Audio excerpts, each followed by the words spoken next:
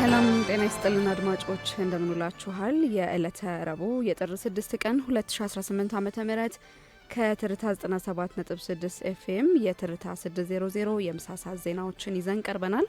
ከዜናዎቹ ጋር ብርቱካን ወልተንጉስ ነኝ።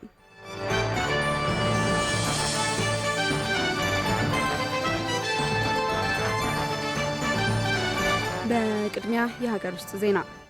የንግድ ምልክታቸውን ያስመዘገቡ ተቋማት ቁጥር ከ1 በመቶ አይበልጥም ተባለ። በኢትዮጵያ ከ100 ሺህ በላይ የንግድ ተቋማት ቢኖሩም የንግድ ምልክታቸውን ያስመዘገቡት ግን ከ1 በመቶ እንደማይበልጡ የኢትዮጵያ አእምሯዊ ንብረት ባለስልጣን አስታወቀ። የባለስልጣን መስሪያ ቤቱ የሕዝብ ግንኙነት ዳይሬክቶሬት ዳይሬክተር ብሩክ ወርቅነህ ለትርታ እንደገለጹት አብዛኛዎቹ የሀገር ውስጥ ድርጅቶች የንግድ ምልክቶቻቸውን አላስመዘገቡም። በዚህም የተነሳ ባለማስመዝገባቸው የንግድ ስማቸውና ምልክታቸው በሌሎች የመወሰድ ከፍተኛ ስጋት ውስጥ ገጥሟቸዋልም ብለዋል። እስካሁን የተመዘገቡት የንግድ ምልክቶች 36,000 ገደማ ሲሆኑ ከነዚህ ውስጥ 15,000 የሚሆኑት በውጭ ሀገር ድርጅቶች የተያዙ ናቸው። ቀሪዎቹ 17,000 የሚሆኑት ደግሞ በሀገር ውስጥ ኩባንያዎች የተመዘገቡ መሆናቸው ነው የተገለጸው። የንግድ ምልክቶችን በህጋዊ መንገድ የማስመዝገብ ባህል ዝቅተኛ መሆኑን ጠቅሰው ብዙዎች ወደ ተቋሙ የሚመጡት ችግር ከተፈጠረ በኋላ ነው ሲሉ የኢትዮጵያ አእምሯዊ ንብረት ባለስልጣን የሕዝብ ግንኙነት ዳይሬክቶሬት ዳይሬክተር ብሩክ ወርቅነህ ለትርታ ተናግረዋል። ባለስልጣኑ የፈጠራ ስራዎች፣ የንግድ ምልክቶች እንዲሁም የቅጅና ተዛማጅ መብቶችን የመመዝገብና እውቅና የመስጠት ስልጣን ቢኖረውም ካለው የተቋማት ብዛት አንጻር የምዝገባው መጠን እጅግ አነስተኛ መሆኑ ተመላክቷል። ዘርፉን ለማሳደግና ዓለም አቀፍ ጥበቃን ለማጠናከር ኢትዮጵያ በፓሪስ ስምምነት የፈጠራ መብት አባል መሆኗንና በንግድ ምልክት ረገድም የተለያዩ ዓለም አቀፍ ስምምነቶችን በማድረግ እየሰራች እንደሆነ ተገልጿል። የዘገበው ባልደረባችን አህመዲን ሸረፋ ነው።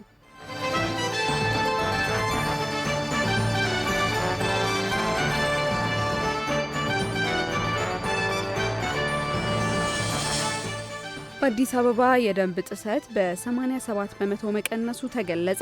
በአዲስ አበባ ከተማ ካለፈው ዓመት ተመሳሳይ ወቅት ጋር ሲነጻጸር የደንብ ጥሰት በ87 በመቶ መቀነሱን የከተማዋ ደንብ ማስከበር ባለስልጣን አስታወቀ።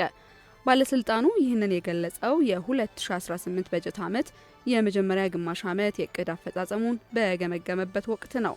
የባለስልጣኑ ዋና ስራ አስኪያጅ ሻለቃ ዘሪሁን ተፈራ እንደገለጹት ባለፉት 6 ወራት የተመዘገበው የደንብ ጥሰት ቅናሽ ተቋሙ ካከናወናቸው የለውጥ ስራዎች ጋር የተያያዘ ነው። ዋና ስራ አስኪያጁ ለዚህ ውጤት መገኘት እንደ ምክንያት የጠቀሷቸው ዋና ነጥቦች መካከልም ወደ 6,000 የሚጠጉ ነባር የደንብ ማስከበር ኦፊሰሮች በስልጠና እንዲበቁ መደረጉ፣ የቴክኖሎጂ አጠቃቀም አገልግሎቱን በቴክኖሎጂ በማገዝ የተሳለጠ አሰራር መዘርጋቱ፣ የህዝብ ተሳትፎ ህብረተሰቡ ህገወጥነትን እንዲከላከል የተሰሩ የግንዛቤ ማስጨበጫ ስራዎች ውጤት ማምጣታቸው ናቸው። በመድረኩ ላይ እንደተመላከተው የከተማዋ ፈጣን እድገትና የነዋሪዎችን ፍላጎት ሊመጥን የሚችል ጠንካራ ተቋም የመገንባት ስራ ተጠናክሮ እንደሚቀጥልም ተገልጿል።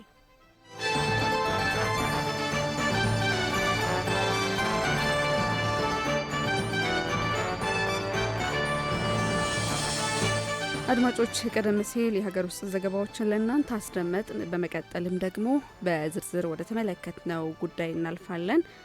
ባልደረባችን ንጉሱ በሪሁን አዘጋጅቶታል፣ እንደሚከተለው ይቀርባል። የንግግር ሕክምና ወይንም ስፒች ቴራፒ በኢትዮጵያ ከተጀመረ በርካታ ዓመታት እንደተቆጠሩ መረጃዎች ያሳያሉ። በአሁኑ ጊዜም በተለያዩ የመንግስትና የግል ሆስፒታሎች ሕክምናው ይሰጣል።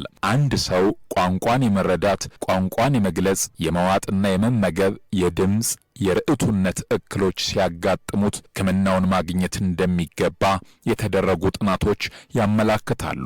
በዛሬው የዳሰሳ መሰናዶ የንግግር ሕክምናን በተመለከተ ከዘርፉ ባለሙያዎች ጋር ቆይታ አድርገናል። የስነ ልቦና ባለሙያ የሆኑት ቴዎድሮስ ጌትነት እንደሚሉት የንግግር ሕክምና ከሕፃናት እስከ አዋቂ ድረስ ላሉ ከንግግር ጋር የተያያዙ ክህሎቶች መታወክ ሲያጋጥም የተፈጠረውን ችግር ለመፍታትና ክህሎቶችን ለማሻሻል ወደ ነበረው ለመመለስ በእክሉ ለተጠቁ ሰዎች የሚሰጥ ሕክምና ነው።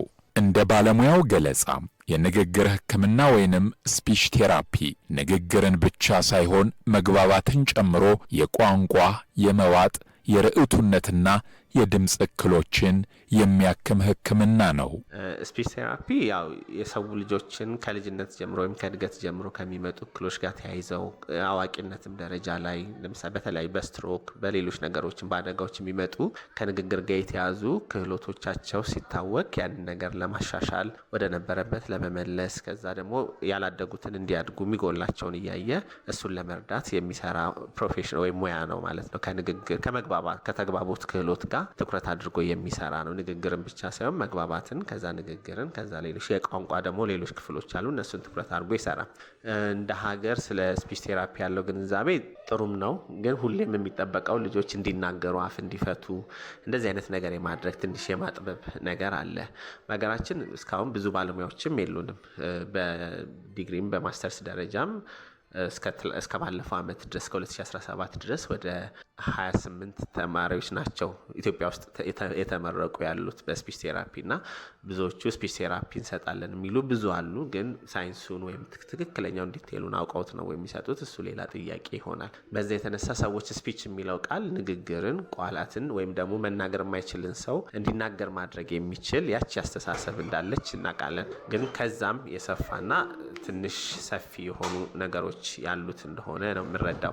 እንደ ሀገር ብዙ ስራ ይጠይቀናል። ከህዝባችንን ብዛት አንጻር ያሉን ባለሙያዎችም ትንሽ ናቸው። ያለ ሰርቪስ የሚሰጡ ተቋማትም በጣም ትንሽ ናቸው እና በተቻለ መጠን ያው ግንዛቤዎችን ማስፋት ነው የመጀመሪያው ስራ የሚሆነው። ከከተማ ስንወጣ ያሉትን ግንዛቤዎች መጨመር፣ ማስፋት፣ ማሳደግ አስፈላጊ ይሆናል።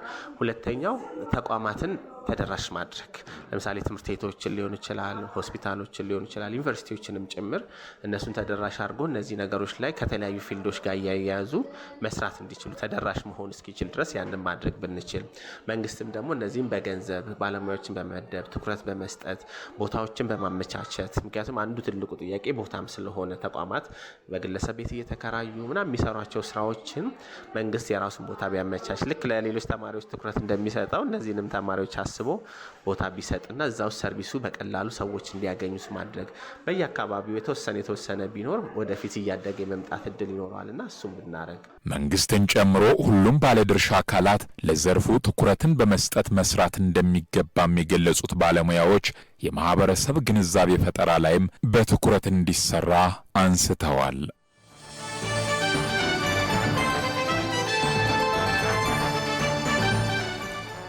አድማጮች ቀደም ሲል የንግግር ሕክምናን በተመለከተ በዝርዝር ወደ ተመለከትነው ጉዳይ አቅንተን እሱን አስደምጠን ተመልሰን ተገናኝተናል።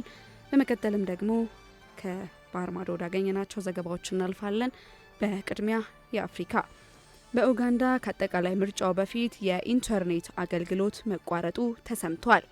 በኡጋንዳ የሚካሄደውን አጠቃላይ ምርጫ 2 ቀናት ሲቀሩት የሀገሪቱ መንግስት በመላ ሀገሪቱ የኢንተርኔት አገልግሎት እንዲቋረጥ ትዕዛዝ አስተላልፈዋል። ፕሬዚዳንት ዮዌሪ ሙሴቬኒ የ40 ዓመት የስልጣን ዘመናቸውን ለማራዘም በሚወዳደሩበት በዚህ ምርጫ የኢንተርኔት እገዳ መጣላቸው ትችት አስከትሎባቸዋል። የኡጋንዳ ኮሚኒኬሽን ኮሚሽን ለኢንተርኔት አገልግሎት ሰጪዎች በላከው ደብዳቤ እርምጃው ያስፈለገው በምርጫው ወቅት የሐሰት መረጃዎችን ስርጭት ለመግታትና ለጥቃት የሚገፋፉ እንቅስቃሴዎችን ለመከላከል ነው ተብሏል። እገዳው በአካባቢው አቆጣጠር ከምሽቱ 12 ሰዓት ጀምሮ ተግባራዊ እንዲሆን የታዘዘ ሲሆን መንግስት ሌላ ማሳሰቢያ እስኪሰጥ ድረስ ጸንቶ እንደሚቆይ ታውቋል። ሆኖም ግን ለዋና ዋና የመንግስት አገልግሎቶች ልዩ ፍቃድ ተሰጥቷል። ኡጋንዳ እንደ አውሮፓውያን አቆጣጠር በ2021 በተካሄደው ምርጫ ወቅትም ተመሳሳይ የኢንተርኔት እገዳ ጥላ እንደነበር ይታወሳል። በዘንድሮ ምርጫ ፕሬዚዳንት ሙሴቬኒን በዋናነት እየተገዳደሩ ያሉት የቀድሞው ድምፃዊ ቦቢ ዋይን ናቸው።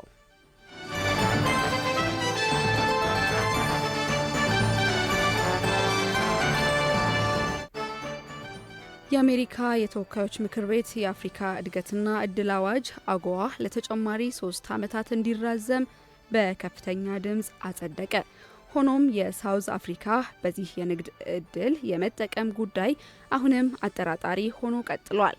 ከ30 በላይ ለሚሆኑ ከሰሃራ በታች ለሚገኙ የአፍሪካ ሀገራት ምርቶቻቸውን ከቀረጥ ነፃ ወደ አሜሪካ ገበያ እንዲያስገቡ የሚፈቅደው የአጎዋ የንግድ ፕሮግራም በተወካዮች ምክር ቤት የ3 ዓመት የጊዜ ማራዘሚያ ተሰጥቶታል። ሰኞ ዕለት በተካሄደው ድምፅ አሰጣጥ 340 የምክር ቤት አባላት ድጋፍ ሲሰጡ 54ቱ ደግሞ ተቃውመዋል። ረቂቅ አዋጁ አሁን ወደ ሕግ መወሰኛ ምክር ቤት ወይም ሴኔት ለተጨማሪ ክርክር የሚያመራ ይሆናል። አብዛኞቹ የአፍሪካ ሀገራት በዚሁ የንግድ ተጠቃሚነት እንደሚቀጥሉ ቢጠበቅም ለሳውዝ አፍሪካ ግን ነገሮች ከበድ ያሉ ይመስላሉ። የአፍሪካ ቀዳሚ የኢንዱስትሪ ሀገር የሆነችው ሳውዝ አፍሪካ ከትራምፕ አስተዳደር ጋር የሻከረ ግንኙነት ነው ያላት። ዋሽንግተን ፕሪቶሪያን ነጭ ዜጎቿን ታሳድዳለች በማለት የምትከስ ሲሆን የኮንግረስ አባላትም ሀገሪቱ ከአሜሪካ ስትራቴጂካዊ ተቀናቃኞች ማለትም ከቻይና፣ ሩሲያና ኢራን ጋር የምታደርገውን የባህር ኃይል ልምምድ በጥብቅ ተቃውመዋል። ምንም እንኳን ሳውዝ አፍሪካ ድምፅ ከመስጠቱ በፊት ኢራን ከልምምዱ እንድትወጣ ብትጠይቅም በዲፕሎማሲው ረገድ የደረሰው ጉዳት ግን በቀላሉ የሚታይ አይደለም። የሴኔቱ የውጭ ግንኙነት ኮሚቴ ሰብሳቢ ጂም ሪሽ ደቡብ አፍሪካን የአሜሪካ ባላንጣ ሲሉ የጠሯት ሲሆን የንግድ ስምምነቶችን በመጠቀም የፖለቲካ ልዩነትን የማጥበብ ጊዜ ማለፉንም ተናግረዋል። ሳውዝ አፍሪካ ከዚህ ፕሮግራም ከፍተኛ ተጠቃሚ እንደመሆኗ በሴኔቱ የሚደረገው ውሳኔ በሀገሪቱ ምጣኔ ሀብት ላይ ትልቅ ተጽዕኖ ይኖረዋል ተብሎም ይጠበቃል።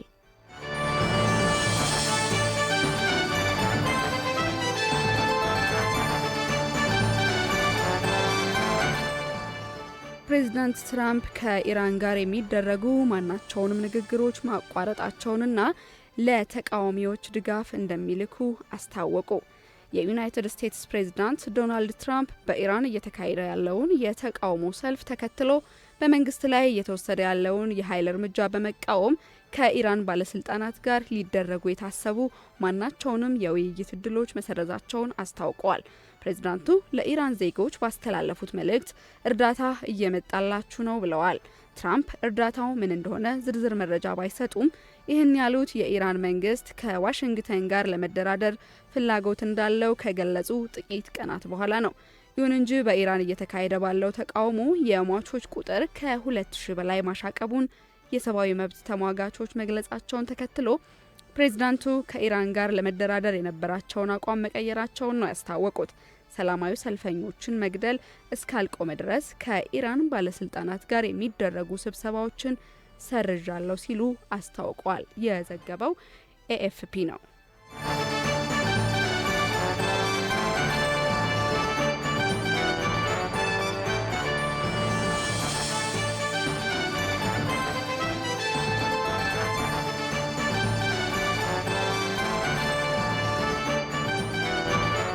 አድማጮች ቀደም ሲል የሀገር ውስጥና የባህር ማዶ ዜናዎችን ለእናንተ አስደመጥ። በመቀጠልም ደግሞ ወደ ቢዝነስ ዘገባዎች እናመራለን።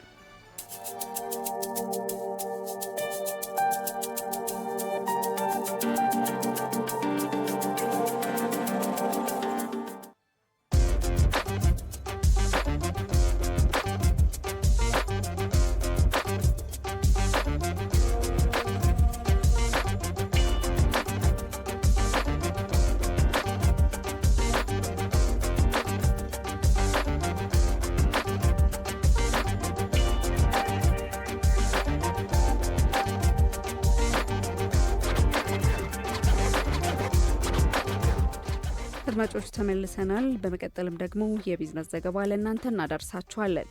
በታላቁ የኢትዮጵያ ህዳሴ ግድብ ዙሪያ በቱሪዝምና በተለያዩ የኢንቨስትመንት ዘርፎች ለሚሰማሩ ባለሀብቶች መንግስት የመሬት አቅርቦቱን ጨምሮ ሰፊ የማበረታቻ ጥቅል ማዘጋጀቱን አስታወቀ። የቱሪዝም ሚኒስትር ዴኤታ ስለሺ ግርማ እንደገለጹት መንግስት በግድቡ በደሴቶችና በንጋት ሐይቅ አካባቢ ኢንቨስት ማድረግ ለሚፈልጉ ባለሀብቶች መሬትን በሊዝና በተለያዩ አማራጮች ያመቻቻል። ከዚህም በተጨማሪ ለኢንቨስትመንት ስራው የሚሆን የፋይናንስ ብድር በባንኮች በኩል እንዲመቻች እንደሚደረግና ለግንባታ የሚያስፈልጉ ግብአቶች ከውጭ ሲገቡ ከቀረጥ ነጻ እንዲሆኑ መወሰኑን ሚኒስትር ዴኤታው አስታውቀዋል። በሪዞርቶች በሎጆችና በሌሎች የቢዝነስ አማራጮች ለሚሰማሩ ባለሀብቶች የሰራተኛ ማመላለሻ ተሽከርካሪዎችን ለማስገባት መንግስት ድጋፍ እንደሚያደርግ የገለጹት አቶ ስለሺ የሰው ኃይል እጥረትን ለመቅረፍም በቁልፍ የአመራር ቦታዎች ላይ የውጭ ባለሙያዎችን ለማምጣት እንደሚፈቀድ ጠቁመዋል። ባለሀብቶች በሆቴል፣ በሬስቶራንት፣ በውሃ ትራንስፖርትና በኩነት ዝግጅት ዘርፎች እንዲሰማሩ ጥሪ የቀረበ ሲሆን ይህም በግድቡ ዙሪያ የሚገነቡ የቱሪዝም መዳረሻዎችን ዓለም አቀፍ ደረጃውን የጠበቁ ለማድረግ ያለመ መሆኑ ተገልጿል።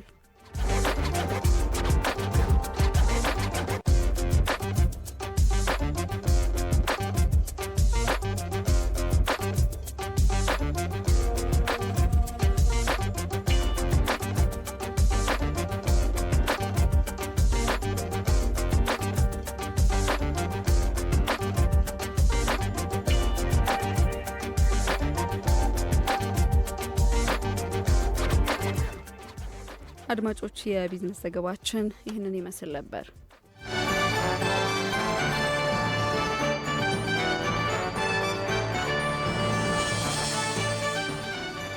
የተከበራችሁ አድማጮች ቀደም ሲል የሀገር ውስጥና የባህር ማዶ ዘገባዎችን እንዲሁም ደግሞ የቢዝነስ ዘገባን ለእናንተ አድርሰን ነበር። በዚህ ሰዓት ደግሞ የስፖርት መረጃዎችን ወደ እናንተ የምናደርስ ይሆናል። አበበ ተገኝ ስቱዲዮ ተገኝቶ የስፖርት መረጃዎችን ያካፍለናል። አመሰግናለሁ ብርቱካን። እንደምናላችሁ አድማጮች ከሀገር ውስጥ ስፖርታዊ መረጃዎች ስንጀምር በጉጉት ሲጠበቅ የነበረው የአዲስ አበባ ስቴዲየም የፊፋ እውቅናን ማግኘቱ ተገልጿል። በዓለም አቀፍ እግር ኳስ ፌዴሬሽን ማህበር ፊፋ እውቅና የተሰጠው የምዘናና ላቦራቶሪ ተገምግሞ ከፍተኛ ውጤት እንደተሰጠው ነው የተገለጸው። የኢፌዴሪ ባህልና ስፖርት ሚኒስተር ሽዊት ሻንካ የስቴዲየም የመጫወቻ ሜዳ 86 በመቶ ማግኘቱን ይፋ አድርገዋል። ሽዊት ሻንካና የኢፌዴሪ ባህልና ስፖርት ሚኒስተር ሽዊት ሻንካና የአዲስ አበባ ከተማ ከንቲባ አዳነች አቤቤ የእንኳን ደስ አላችሁ መልእክታቸውንም እንዲሁ አስተላልፈዋል። በተለይም ደግሞ ኢትዮጵያ የፊፋ መስፈርትን የሚያሟሉ ስቴዲየሞች ባለመኖራቸው ምክንያት የኢትዮጵያ ብሔራዊ ቡድን በተለያዩ ስቴዲየሞች እየተዘዋወረ በተለያዩ ሀገራት ሲጫወት ቆይቷል። አሁን የፊፋ እውቅና እንዳገኘ የአዲስ አበባ ስቴዲየም ነው የተገለጸው። በተለይም ደግሞ የ2029ና የአፍሪካ ዋንጫና የዓለም አትሌቲክስ ሻምፒዮና በኢትዮጵያ እንዲካሄድ ፈቃድ ለማግኘት ብዙ ስራዎች ሲሰሩ ቆይተዋል መባሉ እንዲሁ ይታወቃል። ቀጣይ ለማካሄድ ስራዎች እየተሰሩ መሆኑም ይታወቃልና አዲስ አበባ ስቴዲየም የፊፋ እውቅናን ማግኘቱ ነው ዛሬ ይፋ የተደረገው። ወደ ሌላኛው ስፖርት መረጃችን ስናልፍ የአፍሪካ ዋንጫ ግማሽ ፍጻሜ ጨዋታዎች ዛሬ ይደረጋሉ። ሴኔጋል ከግብጽ፣ ናይጄሪያ ከሞሮኮ የሚያደርጉት ጨዋታ ይጠበቃል። በተለይም ደግሞ የ35ኛው የአፍሪካ ዋንጫ ዛሬ ፍጻሜ ተፋላሚዎችም የሚለዩበት ነው። ታላላቅ ሀገራት በአፍሪካ መድረክ ላይ ትልቅ አሻራቸውን ያሰረፉ ሀገራት እንግዲህ በዛሬ በግማሽ ፍጻሜው ጨዋታቸውን የሚያደርጉ ነው የሚሆነው። ሴኔጋል የ2021 የአፍሪካ ዋንጫ አሸናፊዋ ማሊን በሩብ ፍጻሜዋን ለባዶ በማሸነፍ ነው የግማሽ ተፋላሚ መሆኗን ያረጋገጠችው ነበር። ከግብጽ ጋር ጨዋታዋን የምታደርግ ይሆናል። በተለይም ደግሞ ግብጽና ሴኔጋል ከዚህ ቀደም በ2021 የፍጻሜ ተፋላሚ ነበሩ። በመለያየም ሴኔጋል ግብጽን አሸንፋ ዋንጫውን ለመጀመሪያ ጊዜ በ2021 የአፍሪካ ዋንጫ ማሸነፏን እናስታውሳለን። ዛሬ በድጋሚ የግማሽ ፍጻሜ ጨዋታቸውን ከ4 ዓመት በኋላ የሚያደርጉ ይሆናል። ሴኔጋል ማሊን ነው አሸንፋ የመጣችው። ግብጽ ደግሞ አይቮሪ ኮስትን 3-2 አሸንፋ ሩብ ፍጻሜውን ወደ ግማሽ ፍጻሜው ያለፈች ሀገር ነበረች። ዛሬ ሴኔጋልና ግብጽ ምሽት 2 ሰዓት ላይ ጨዋታቸውን የሚያደርጉ ነው የሚሆነው። ሁለቱ ሀገራት ለ6ኛ ጊዜ ነው በአፍሪካ ዋንጫ የሚገናኙት። ይህን ጨዋታ ማን ያሸንፋል የሚለው ደግሞ ይጠበቃል። በተለይም ደግሞ ግብጽ ትልልቅ በአፍሪካ ከሚታዩ ኮከብ ተጫዋቾችን እንደ መሐመድ ሳላህ፣ ኦመር ማርሙሽ የመሳሰሉ ተጫዋቾችን የያዘ ቡድን ነው። በተለይም ደግሞ የአይቮሪ ኮስት ጨዋታ ላይ ሁለቱን ግቦች ማርሙሽና ሳላህ እንዲሁ ለግብጽ ማስቆጠራቸው ይታወሳል። በዚህ ጨዋታ ላይም እንግዲህ ጠንካራ ፉክክር ይታይበታል ተብሎ ይጠበቃል። ሴኔጋል ከቅርብ ጊዜው ወዲህ በተለይም ደግሞ የአፍሪካ ዋንጫን በ2021 አንስታለች። ከዚያ በፊት ብዙም በአፍሪካ መድረክ ላይ አሻራ አልነበራትም። ከቅርብ ጊዜ ወዲህ ግን በርካታ ከዋክብቶችን እያፈራች ያለች ለዓለም እግር ኳስ እያበረከተች ያለች ሀገር ናት። ግብጽን የምትገጥም ይሆናል። ናይጄሪያ በበኩሏ የ3 ጊዜ የአፍሪካ ዋንጫ አሸናፊዋ ናይጄሪያ አስተናጋጇን ሞሮኮ ምሽት 5 ሰዓት ላይ የምትገጥም ይሆናል። ናይጄሪያ አልጄሪያን በሩብ ፍጻሜ 2-1 በሆነ ውጤት ማሸነፏን እናስታውሳለን። ሞሮኮ በበኩሏ ከካሜሮን ጋር ያደረገችውን ጨዋታ 2-0 በሆነ ውጤት ካሜሮንን አሸንፋ ግማሽ ፍጻሜው መቀላቀሏ ይታወሳል። ናይጄሪያና ሞሮኮ የሚያደርጉት ጨዋታ እንዲሁ የሚጠበቅ ነው። ወደ ሌላኛው ስፖርታዊ መረጃችን ስናልፍ የእንግሊዝ ካራቦ ካፕ የግማሽ ፍጻሜ ጨዋታ ዛሬ ይደረጋል። ቼልሲና አርሰናል በለንደን ደርቢ ጨዋታ የሚያደርጉት መርሃ ግብር ይጠበቃል። ቼልሲ በተለይም ደግሞ አሰልጣኝ ኢንዞ ማሬስካን አሰናብቶ በጊዜ አሰልጣኝ ነው እየተጫወተ የሚገኘው። አርሰናል በበኩሉ ጠንካራውን የሚካኤል አርቴታ ቡድን ገንብተው የፕሪሚየር ሊጉን ዋንጫ ከበርካታ ዓመታት በኋላ ለማሳካት ጥረት እያደረጉ ይገኛሉ። የካራቦ ካፕም የግማሽ ፍጻሜ ተፋላሚ ቡድኑ ነው አርሰናል። ቼልሲና አርሰናል ቼልሲ ሜዳ ስታንፎርድ ብሪጅ የሚያደርጉት ጨዋታም እንዲሁ ይታወቃል። በተለይም ደግሞ በሩብ ፍጻሜው ቼልሲ ካርዲፍ ሲቲን ነበር ቀለል አድርጎ 3-1 በሆነ ውጤት ያሸነፈው። አርሰናል በበኩሉ ከክሪስታል ፓላስ ጋር ያደረገውን ጨዋታ የሩብ ፍጻሜ ጨዋታ 1-1 በሆነ ውጤት ነበር ሙሉ 90 ደቂቃውን ያጠናቀቀው። ከዛም በፔናልቲ አርሰናል ክሪስታል ፓላስን 8-7 በሆነ ውጤት አሸንፎ ግማሽ ፍጻሜ ተፋላሚ መሆኑ ይታወሳል። ትላንት ማንቸስተር ሲቲና ኒውካስትል እንዲሁ በግማሽ ፍጻሜው ተገናኝተው ነበር። በተለይም ደግሞ ማንቸስተር ሲቲ 2-0 ኒውካስትልን አሸንፏል። በቀጣይ ደግሞ በኢታድ ስቴዲየም የሚያደርጉትን ጨዋታ ታይቶ ለግማሽ የፍጻሜ ተፋላሚ ማን እንደሚሆን ይታወቃል። ዛሬ የመጀመሪያ የግማሽ ፍጻሜ ጨዋታ ቼልሲ ከአርሰናል የሚያደርጉት ጨዋታ እንዲሁ ተጠባቂ ነው። የጣሊያን ሴሪያ መርሃ ግብሮች ዛሬ ይደረጋሉ። ተስተካካይ ጨዋታዎች 2 መርሃ ግብሮች ናቸው የሚደረጉት ዛሬ። ናፖሊ ከፓርማ የሚያደርጉት ጨዋታ 2 ሰዓት ከ30 ላይ ይደረጋል። ኢንተር ከሊቼ የሚያደርጉት ደግሞ 4 ሰዓት ከ45 ላይ የሚደረግ ይሆናል። ናፖሊ በውድድር ዓመቱ የጣሊያን ሴሪያ ዋንጫ ለማንሳት ብርቱ ፉክክር እያደረገ ይገኛል። 39 ነጥቦችን ይዞ 4ኛ ደረጃ ላይ ነው የተቀመጠው። ይህን ጨዋታ የሚያሸንፍ ከሆነ ምናልባት ጁቬንቱስን እና ኤሲ ሚላንን በልጦ ወደ 2ኛ ደረጃ ከፍ የሚልበት እድል ይኖረዋል። ተስተካካይ ጨዋታውን ማለት ነው። ኢንተር በበኩሉ ሊቼን የሚያሸንፍ ከሆነ ደግሞ የመሪነቱን ሚና ይበልጥ የሚያጠናክርበት እድል ከፍ የሚል ይሆናል። 43 ነጥቦችን ይዞ በጣሊያን ሴሪያ 1ኛ ደረጃ ላይ ነው የተቀመጠው ኢንተር ሚላን። ይህን ጨዋታ ለማሸነፍ ብርቱ ፉክክር ያደርጋል ተብሎ ይጠበቃል። በሌላ መርሃ ግብር በስፔን ኮፓ ዴል ሬይ ምሽት 5 ሰዓት ላይ 3 መርሃ ግብሮች ይደረጋሉ። አሌቪስ ከራዮ ቫልካኖ እንዲሁም አልባስቴ ከሪያል ማድሪድ፣ ቤትስ ከኤልቼ ሁሉም 5 ሰዓት ላይ በስፔን ኮፓ ዴል ሬይ የሚደረጉ ጨዋታዎች ናቸው። በጀርመን ቡንደስሊጋ እንዲሁ ዛሬ 4 መርሃ ግብሮች ይደረጋሉ። 1 ሰዓት ከ30 ጀምሮ ነው ጨዋታዎች የሚደረጉት። 1 ሰዓት ከ30 ላይ ወልፍስበርግ ከሴንት ፓውሊ ጨዋታቸውን 1 ሰዓት ከ30 ላይ ነው የሚያደርጉት። 4 ሰዓት ከ30 ሲል ደግሞ ኮለን ከባየር ሙኒክ በተመሳሳይ 3 መርሃ ግብሮች ናቸው 4 ሰዓት ከ30 ላይ የሚደረጉት። ሆፌንሄም ከሞንቻ ግላድባ፣ ሃሪፕ ሂልዝቢሽ ከፍራይበርግ 4 ሰዓት ከ30 ላይ የሚደረጉ የዛሬ ምሽት መርሃ ግብሮች ናቸው። ስፖርታዊ መረጃዎችን ከዚህ ጋር ላጠናቅ። ብርቱካን አበበ፣ ስፖርታዊ መረጃዎችን ስቱዲዮ ተገኝተ ስላጋራህን እጅግ እናመሰግናለን።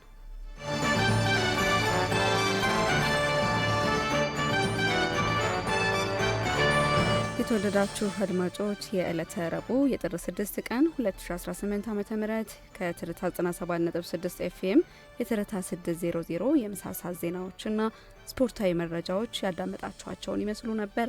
ቀሪ የትርታ መሰናዶች እስከ እኩለ ሌሊት 6 ሰዓት ድረስ መደመጣቸውን ይቀጥላሉ። እኛ ከወዲሁ ተሰናበት። ሰናይ ቀን ይሁንላችሁ።